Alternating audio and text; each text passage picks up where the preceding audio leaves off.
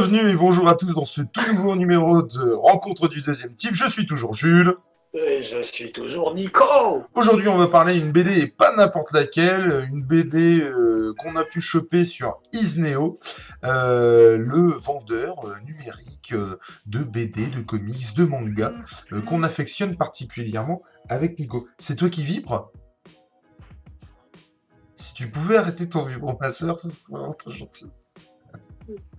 Attends, c'est mon chat qui... C'est ton téléphone en fait qui vibre. Et donc aujourd'hui on se retrouve pour parler de Conan le Cimérien. Et là, princesse de la Côte Alors le Noire. sous-titre c'est La Reine de la Côte La Noire. Reine de la Côte Et, Noire, effectivement.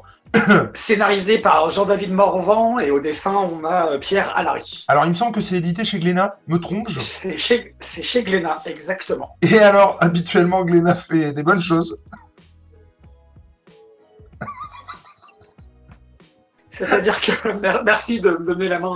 Non, attends. Non. Glénat, c'est une maison qu'on aime particulièrement, puisque chacun des titres qui sortent, franchement, à chaque fois, on prend une claque. Là, en l'occurrence, effectivement... C'est pas eux, c'est pas Glénat qui a popularisé le manga en France? Alors là, je peux pas te dire. Franchement, Monsieur Nico, je ne m'avancerai pas à dire ce genre de choses. Je tiens donc à dire que c'est Conan, c'est format BD, du coup. Exactement. Bon, BD franco-belge. Ouais. Alors, on a beaucoup de choses à dire sur ce titre. En tout cas, pour ma part, j'ai beaucoup de choses à dire. On va essayer d'être concis, d'être précis, d'être efficace. Ouais. Alors, c'est aussi une BD... Comment dire ? C'est un peu spécial parce que forcément ça souffre de la comparaison avec Conan comme on le connaît dans les comics pour le coup. Moi j'ai entendu dire qu'en BD il y avait du très bon et du moins bon.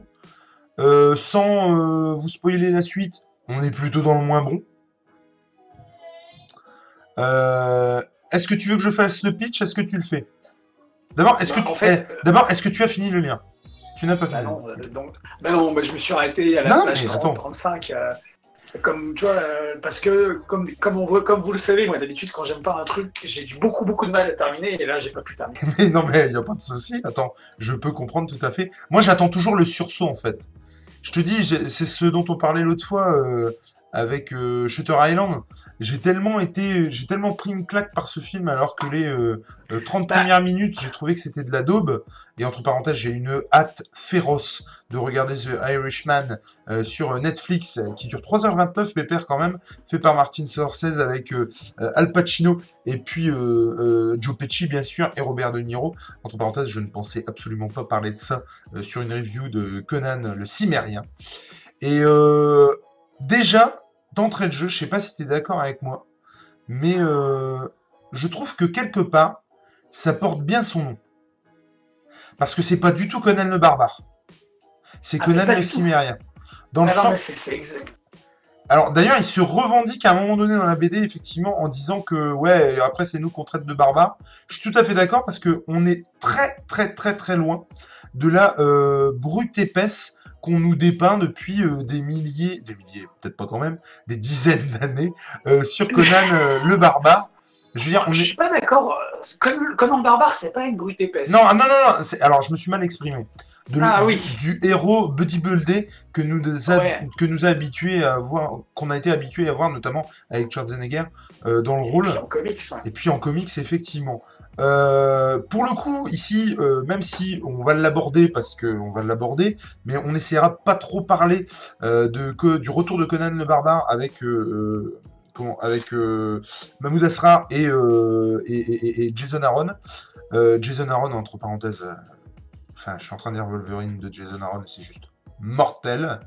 Ça aussi, Nico, faudra qu'on en parle. Et bref, mais voilà.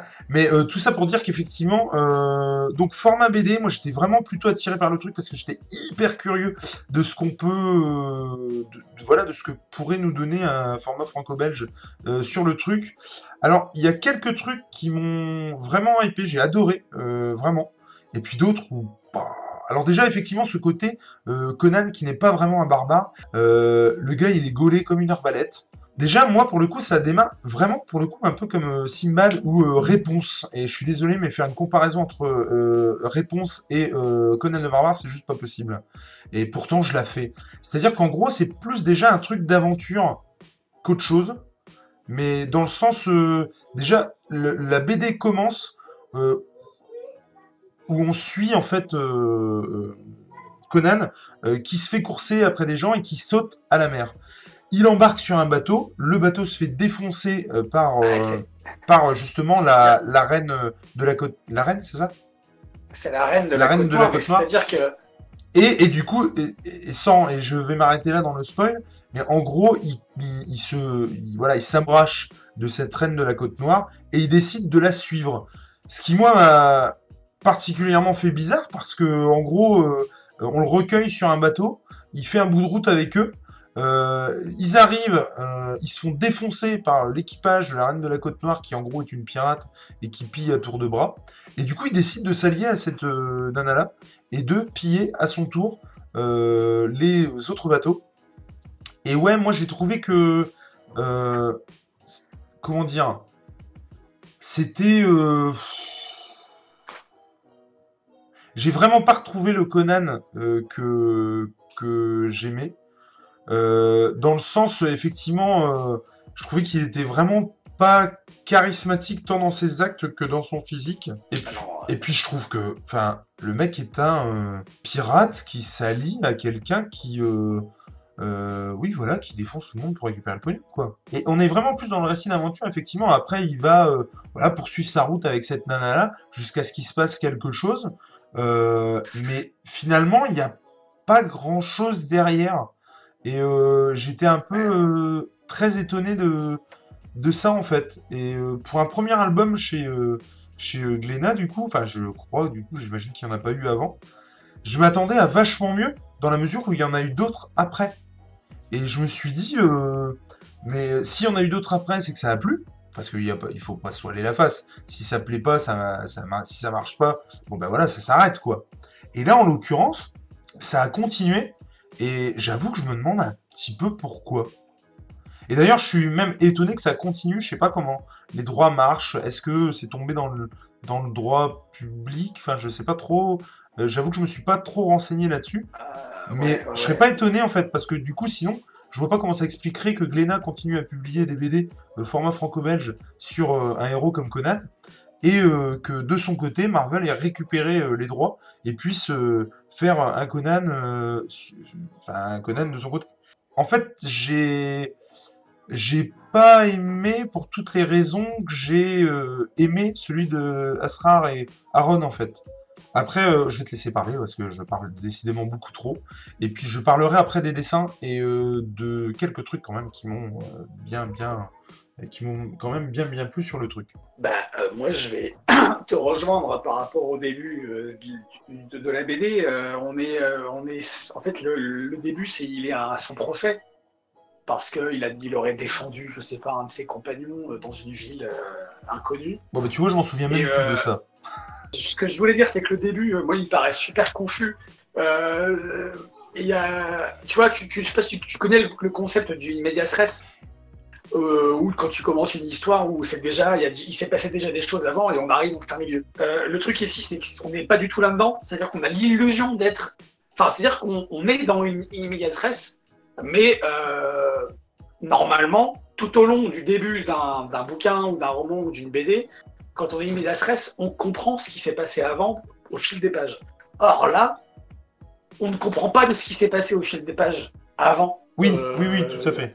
Et en fait, c'est ça que je trouve donc déplorable. On a un début qui est confus, hyper rapide. Par exemple, le gars, il est à son procès avec une épée, quoi. Ça pose de problème à personne. Je veux dire, attends, je me souviens pas du tout de ça, quoi. Bah si, il est au début, il a son procès, il a une épée, il dit au juge, en gros, ferme ta mouille, parce que sinon je te coupe la tête. Et ben en fait, c'est ce qu'il finit par faire. Il saute sur le juge, qui est juché à 10 mètres de hauteur, il lui coupe la tête, c'est là qu'il se barre et qu'il saute dans l'eau et qui récupère le bateau pirate. Eh ben, je vous le confie. Je crois que j'ai commencé le truc à la page 2. Parce que ça, j'en ai pas du tout souvenir. Moi, j'ai juste souvenir du mec qui se barre en courant, en fait. Et du coup, voilà, en fait, il se barre en courant, il coupe la tête du juge, et il n'y a aucun problème. Le mec, il arrive, il monte sur le bateau des pirates, ça pose de problème à personne. Mais genre, le mec, il arrive, il fait « Je suis content le cinéma, les gars. » Alors, c'est notamment ça le... Attends, non mais attends, oui, excusez-moi, monsieur non. Nico, mais attends, non mais pour rebondir juste sur ce que tu dis, c'est qu'effectivement, on parle souvent des BD qui prennent les gamins pour des cons, mais je trouve que là, on prend les adultes pour des cons. Plusieurs fois dans la BD... Attends, non mais attends, mais c'est exact.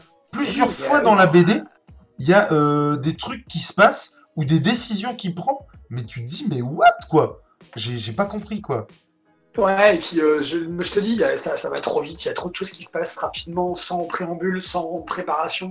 Le fait, donc, je te dis, qu'il arrive sur le bateau pirate, ça pose de problème à personne. Comme tu l'as dit très bien, il rencontre l'armée de la Reine de la Côte-Noire.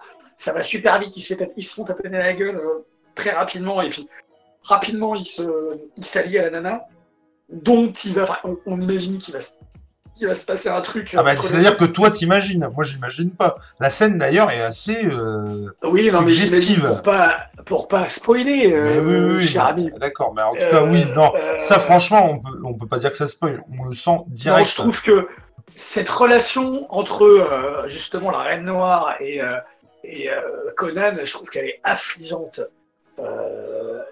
Elle me parle, enfin, elle est mal amenée, elle est mal faite, elle est mal vécue, elle est mal. Puis alors, et puis leur relation, moi, je l'aime pas du tout en fait, parce que lui, il est tombé fou amoureux d'un seul coup. Elle a un parler très shakespearien qui m'a profondément gonflé. Ça m'a vraiment gavé.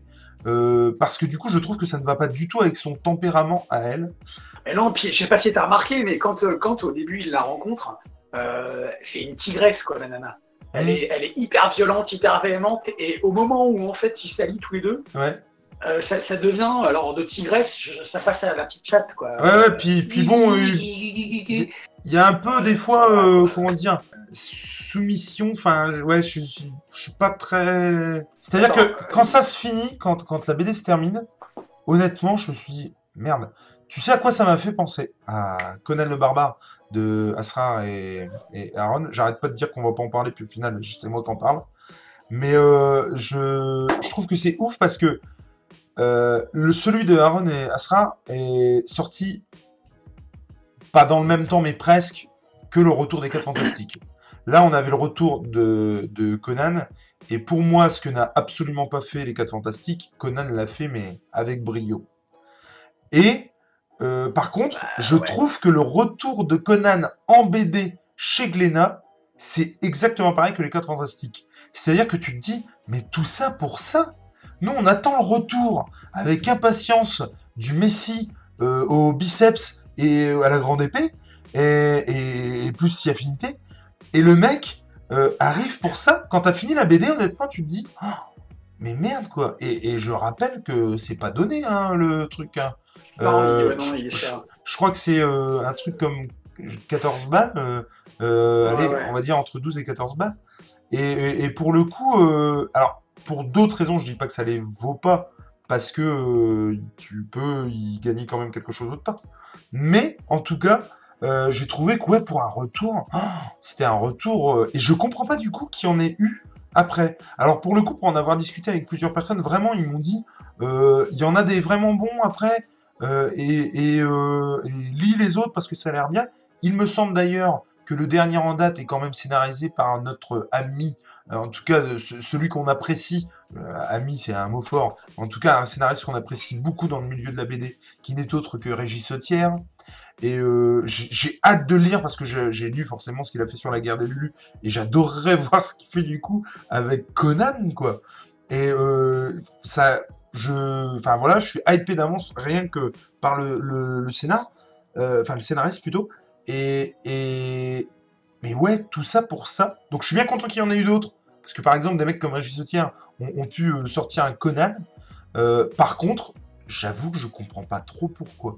Le personnage de Conan, qu'on connaît, que ce soit en comics ou grâce à Schwarzenegger, c'est un personnage qui qui est peu loquace, qui exprime ce qu'il ressent surtout à coups de force et de coups de poing dans la gueule.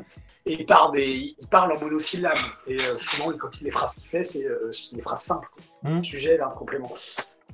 Là, le gars, là, Conan le Cimérien, il parle, il a une diarrhée verbale, on dirait qu'il vomit quand il parle, il n'arrête pas de parler, blablabla. Oh la vache, t'es raide. Ça m'a lourdé. D'accord. Non, sérieux, parce on fait la comparaison depuis tout à l'heure avec Conan le barbare, l'original, quoi, j'ai envie de dire. Là, non, le parti pris des auteurs, là, du scénariste, c'est je vais le faire parler, quoi. Il va dire plein de trucs. C'est pas du tout crédible. Il a une logorée de malade, quoi. Ça en est. Enfin, c'est à chialer, je trouve, parce que.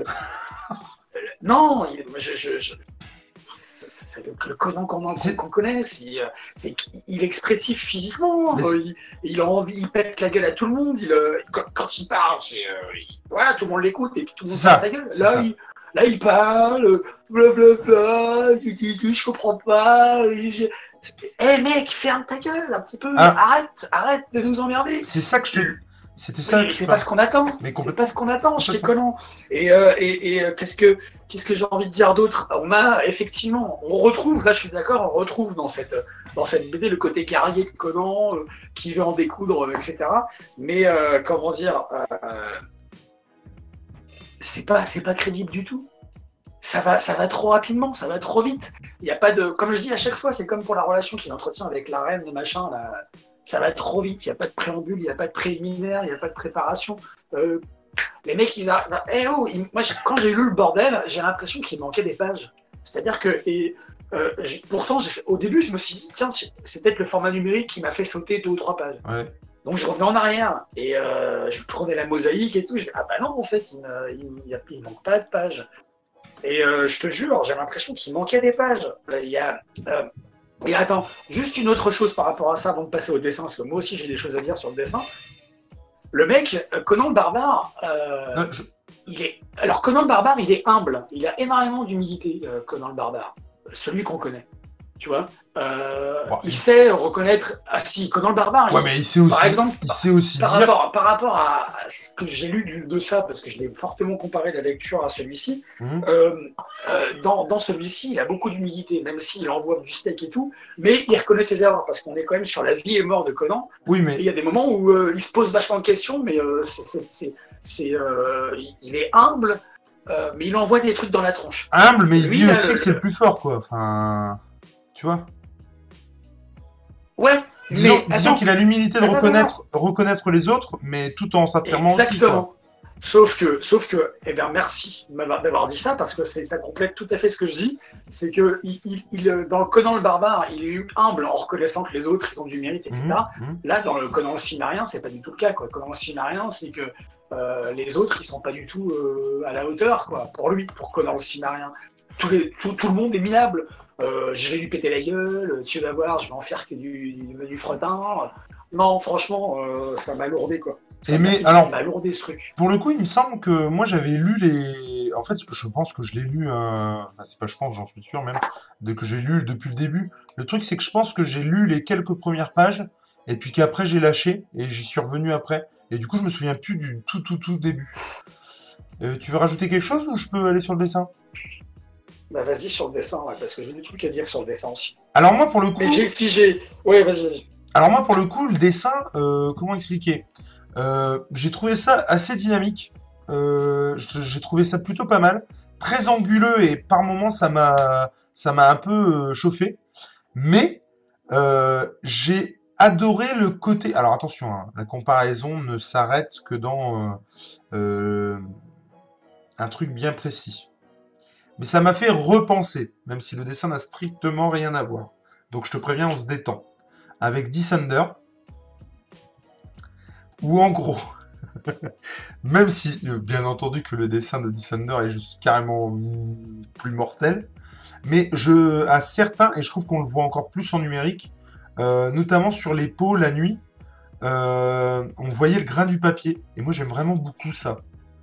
Ce côté grain de papier, moi j'aimais vraiment beaucoup. Et du coup, ça le faisait. Alors, est-ce que c'est... Par contre, est-ce que c'est vraiment le grain du papier ou est-ce que c'est genre un effet rajouté? J'en sais rien. Oui, Ce grammage, je vois ce que tu veux dire. moi, Carrément. il y a quelque chose que je trouve poétique et je me l'explique pas, hein. Mais moi, pour le coup, de voir le grammage du papier, bah, ouais, ça me fait quelque chose.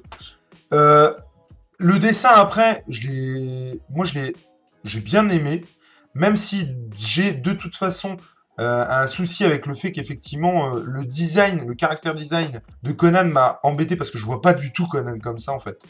Je le vois un poil plus grand que les autres, je le vois un poil plus musclé que les autres, je le vois un poil plus athlétique que les autres. Bah, Et un là, poil, même, je dirais que normalement, ça devrait être exubérant, quoi. Il devrait, tu vois, mais là en l'occurrence, je trouve que c'est un mec lambda quoi. C'est un mec normal. Et moi ça m'a vraiment gêné. Et par contre, sur certaines planches que j'ai encore en tête, j'ai trouvé la composition ouf. Vraiment, le découpage, je l'ai trouvé super dynamique et chouette. Et de temps en temps, tu avais des cases qui étaient vraiment composées d'une certaine manière, avec bah là, finalement... je suis dessus, là, sur la page 34-35, ouais. Alors là, comme ça, je sais pas. Mais et tu sais, derrière, t'as tout un décor et machin, et t'as les Ouais, cases qui sont au-dessus. Et ça, moi, j'ai beaucoup apprécié. Et alors, quand j'arrivais là-dessus, vraiment, je kiffais quoi. J'aimais vraiment beaucoup. il y a effectivement certaines cases dont tu parles où il y a une composition et qu'il y a un fond, il y a une trame de Hum, fond. hum. Ça fait beaucoup penser justement à la composition des comics. Complètement, ouais. Et là, de ce point de vue-là, je suis d'accord avec toi. Mais pour les dessins, t'es pas sérieux. Mais si. Moi, est-ce que tu te rappelles d'avoir lu Un jour sans Jésus? Tu Oui, sais, ma BD oui, humoristique que je oui, t'ai. oui. Eh ben, j'avais l'impression d'avoir les mêmes dessins. Oh non, non, ça n'a rien à Ah bah, voir. je t'assure. Ah Ah bah, si, je non. t'assure. Non, je trouve que Oh là je là. trouve qu'un Ah jour sans... si. Ah non, un jour sans Jésus, il y a un côté pas cartoon, mais presque. Là, Mais oui, mais justement. ah non, Mais là, moi, je trouve qu'il y a... ça va avec le scénar. Sauf que là, le côté cartoonesque, il y est, mais sans le scénario. C'est-à-dire qu'on a un scénario qui se prend vachement au sérieux. Et ça, d'ailleurs, j'ai oublié de le dire tout à Ouais, l'heure, ouais, c'est c'est que vrai. Ça, c'est vrai. je trouve que, Mais contrairement au trop, en Conan fait. de C'est ça, le Aaron truc. et C'est Asrar, ça. ça se prend vachement au sérieux. Putain, les mecs, on fait un truc sur Conan, quoi. Alors, je Oh. dirais pas qu'il se prend pas au sérieux, le Conan de Panini, Non, c'est pas ça que je dis. enfin, de Marvel. Il Je trouve qu'il alterne l'un et l'autre assez bien, en fait. il y a une juste mesure. Ouais, ouais, Alors que là, il y en franchement, a ouais. pas, je trouve. Et là, Et mais je suis d'accord par avec toi rapport au là-dessus. dessin, tu parlais du dynamisme. Le dynamisme, franchement, euh, c'est-à-dire que dans n'importe quelle BD, moi, le mouvement, il est hyper important pour moi dans une BD. C'est-à-dire que s'il n'y a pas de mouvement, je me fais chier. Et là, j'ai trouvé qu'il n'y avait pas de mouvement. Et je crois que c'est pour ça que j'ai eu du mal Ouais. j'ai pas été jusqu'au bout. C'est très statique, c'est pauvre, je trouve, en mouvement. Et il y a des mouvements, on les sent les mouvements. Bah, disons que... Mais tu sais, la sensation que j'avais, c'était comme quand on rêve, tu sais, Ouais, quand on rêve et on veut courir, on n'y arrive pas. ouais. Je Et... sais pas si tu vois, le truc, Ouais, on est là, on sait qu'on a envie de courir, et là, c'était carrément Alors, ça. Et je me suis fait chier. quand je parlais de dynamisme, c'était surtout dans la compo, en fait. C'était pas forcément dans le Alors dessin. ça, ouais, C'était dans la là, compo. je suis d'accord Par avec contre, toi. et je pense que tu seras d'accord avec moi, c'est-à-dire que je pense que c'est une BD qui a soit trop fait, soit pas assez.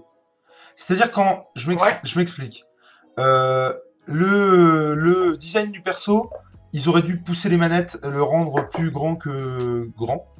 En ce qui concerne la composition, c'est sur quelques pages, c'est pas sur toutes exactement. les Ouais. pages. Je trouve qu'ils auraient dû pousser les manettes là-dessus.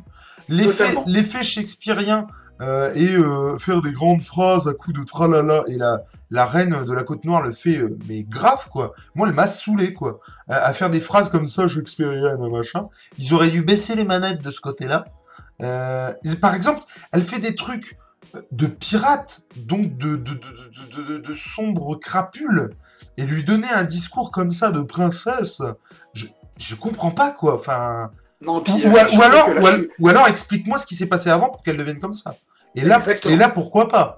Je veux dire, Carrément. mais là en l'occurrence, Là, par exemple, je suis sur la double page où ils couchent ensemble, là. ouais. Et il y a des bulles partout. Ah ouais? Je me souviens plus. En fait, il y a une page elle est super belle, cette page. C'est Ouais. vraiment une des pages tu parlais de dynamique. Ouais. On les voit en fond. Il y a les ébats dans le fond. Ouais. Et tu vois en superposition les deux corps enlacés D'accord. en couleur. Et c'est plein de bulles autour. Donc, et moi, j'aurais kiffé cette double page sans bulles. Ouais. Tu vois, parce que c'est hyper subjectif. Alors, elle est belle, la page, hein, elle est magnifique, parce que tu vois vraiment un acte amoureux, un acte sexuel, qui est pas du tout vulgaire, pas du tout grossier, qui est beau. Non. Mais je trouve que les cases, elles gâchent tout, et qu'on n'a pas besoin de ça, quoi. Enfin. Alors. Et puis, j'ai trouvé aussi qu'on n'allait pas jusqu'où, parce qu'on n'est pas dans un comics, on est dans une BD franco-belge, et la censure, elle est pas là comme elle est aux États-Unis. Ouais, bien sûr. Et que les tétons de la. Enfin, je suis désolé, c'est pas que je voulais voir absolument Mais si, mais dis-le. Non, mais par exemple, chez Marini, avec le Scorpion, carrément, les femmes, elles sont dénudées. Ouais. Tu vois, et là, il y a eu. Alors peut-être que c'est par rapport au droit, je sais pas. Je sais pas, mais effectivement, ouais.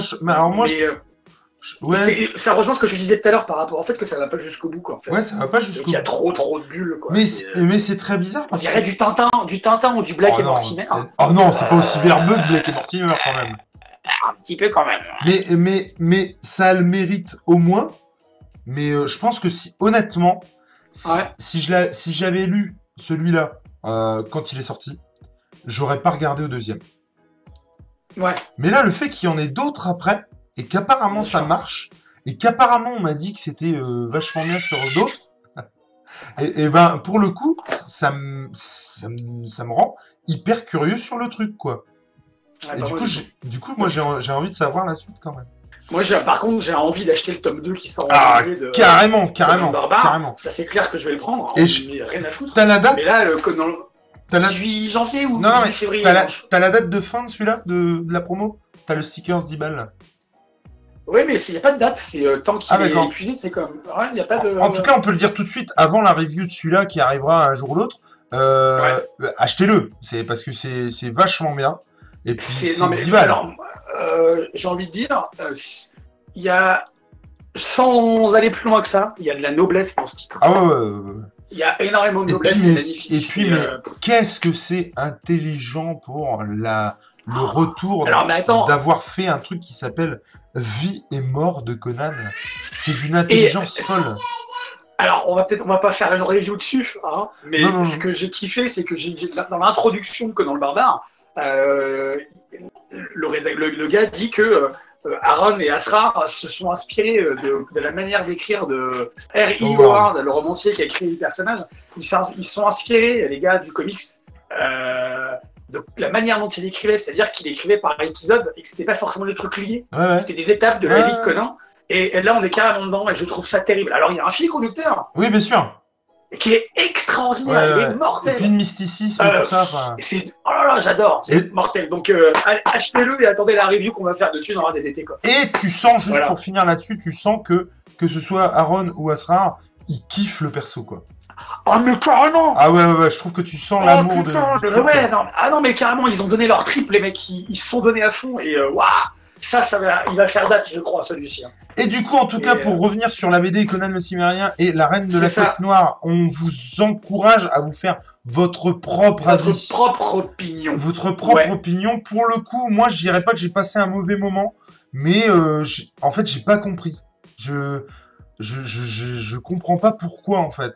Je comprends pas pourquoi on a fait ça là comme ça. Mais est-ce que du coup ça te hype et t'as envie de lire ça de la suite ou pas du tout? T'es même pas curieux? Non, j'ai envie de lire la suite de ça. Et du coup d'acheter les Conan précédents, tu vois, et puis les Conan qui sont sortis, tu sais, dans format Strange ou Titan. Ouais. Et vraiment j'ai envie parce que c'est un personnage. Moi j'ai toujours kiffé ce personnage. Je l'ai connu moi quand j'étais petit avec Schwarzenegger, hein, forcément. Et j'ai lu des choses après, parce que mon beau-père, quand j'étais petit, il avait des BD, des petits trucs de Conan, qu'il a dû jeter depuis, malheureusement. Mais non, le Conan le Cimérien, il faut arrêter, quoi. Et pour finir là-dessus, sans teaser quoi que ce soit, j'ai pour habitude de conspuer en ce moment Panini, parce qu'ils ils font pas du beau boulot, et je l'annonce tout de suite, je vais les encenser sur ce titre, parce que au niveau édito, ça a beau être un truc à 10 balles, je trouve qu'ils ont fait un effort de ouf. Mais et j'en parlerai plus précisément dans la review du titre. Mais franchement, j'ai trouvé que pour 10 balles, là, ils m'ont fait plaisir. Pour le coup. Alors, je dirais pas que ça rattrape toutes les conneries qu'ils peuvent faire en ce moment, mais il faut savoir dire quand c'est de la merde. C'est clair. Puis t'as vu le nombre incalculable de variantes de couverture. Ah, mais complètement. Elles sont géniales. Et l'interview, alors on spoil pas, mais l'interview d'Asrar à la fin. Non, dis pas trop, malheureux. Extraordinaire. Voilà, mais j'ai tellement envie d'en parler on peut pas. Mais en tout cas, oui, voilà. Je dis quand je trouve vraiment pas ça cool et que je trouve pas forcément que c'est de la merde, mais en tout cas que c'est abusé de chez abusé. Mais il faut savoir aussi dire quand c'est bien. Et pour le coup, ça, non seulement c'est bon, mais c'est bien. Et j'en veux des plus comme ça, moi, chez Panini. Ouais. Sur ce, on vous fait des gros bisous. Faites-vous plaisir.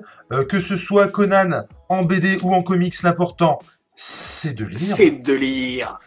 On vous fait des gros bisous et à la prochaine. Ah ben oui, dans un prochain review Le rencontre du deuxième type. Allez, ciao à tous. Bye. Allez, salut.